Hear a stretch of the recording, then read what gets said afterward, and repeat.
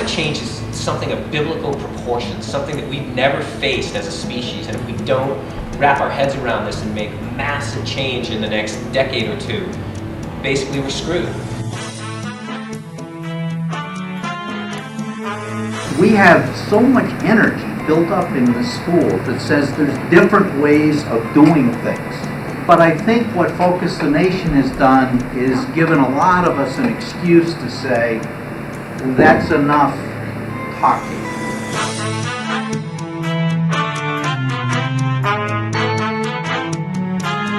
Young people and students have played such a critical role in turning around the mentality about what global warming means. We may have inherited dirty energy, we may have inherited crumbling nuclear facilities, but we want to build something new. In the winter of 2007, the University of Vermont community came together to discuss one of the most pressing challenges of our day, climate change. This week-long event, part of a national effort called Focus the Nation, was one of the largest public events in university history. Focus the Nation mobilized students at more than 1,300 colleges in 50 states to plan classes and workshops exploring solutions to global warming. At the University of Vermont, it was an entirely student-led effort. I first heard about Focus the Nation at a conference in June, and when I heard about it, I thought, well, this is definitely something that the University of Vermont should be involved in. We began planning at the end of August, so at the beginning of the fall semester. We tried to get together a steering committee and really just as many interested people as possible to become involved with it. Initially, I would say it grew from about a 20-person steering committee to maybe over 100 people involved with the plan. The planning was a total voluntary initiative. You know, everyone kind of gave their own time to it, and they gave a lot of time to it. There was also a lot of faculty and staff support too. We had a lot of people behind the scenes, especially with the staff, putting in extra hours on top of their work.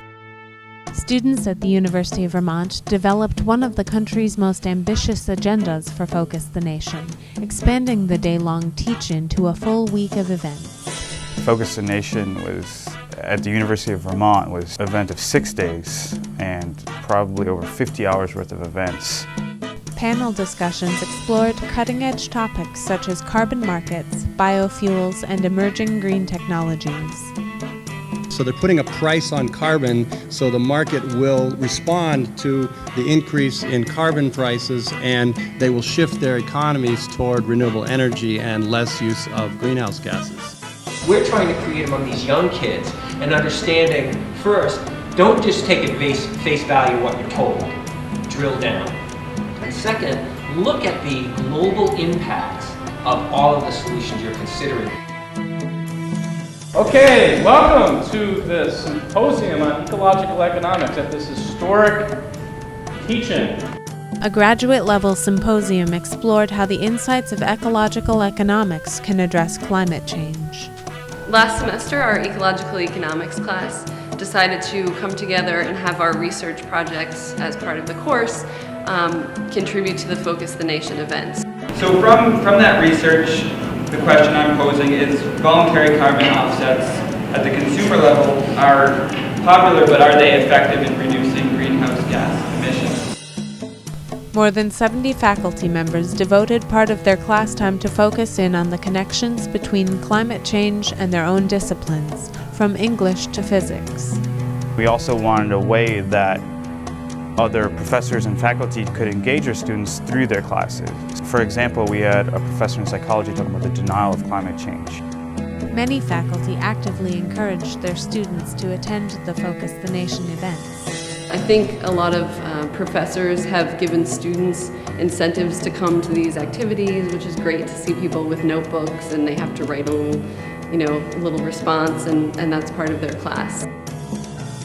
For today's discussion, I would like to be thought of as the voice of evil corporate America. The Sustainable Burlington Design Charrette was a 5-hour public meeting where participants could imagine and sketch new environmentally sound practices for the city of Burlington.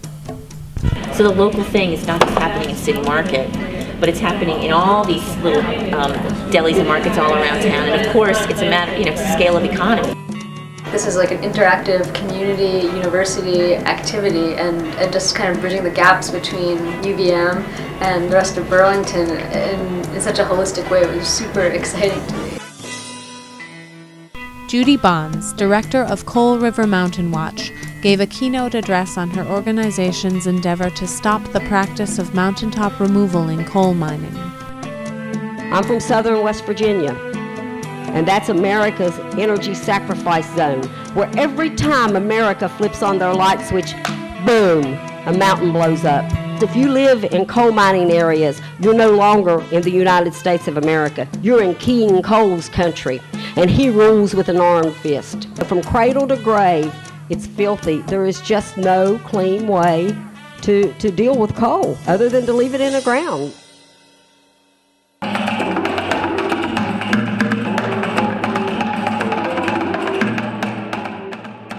A film festival, musical performances, and a one-woman show called The Boycott made the week entertaining and engaging.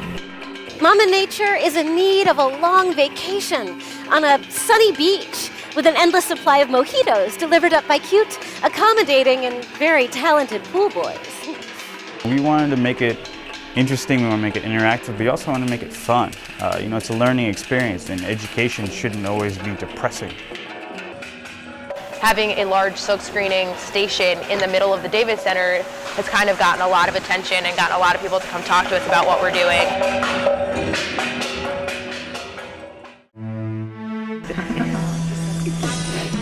Throughout the week, student organizers kept things running smoothly. You could say that Judy Bonds from Coal River Mountain Watch will be coming to... I learned a lot from being part of Focus the Nation and helping coordinate it. One of the reasons that we feel Focus the Nation was a success and was able to go off smoothly was because of the help of so many people, and because we had taken the time to plan really thoroughly.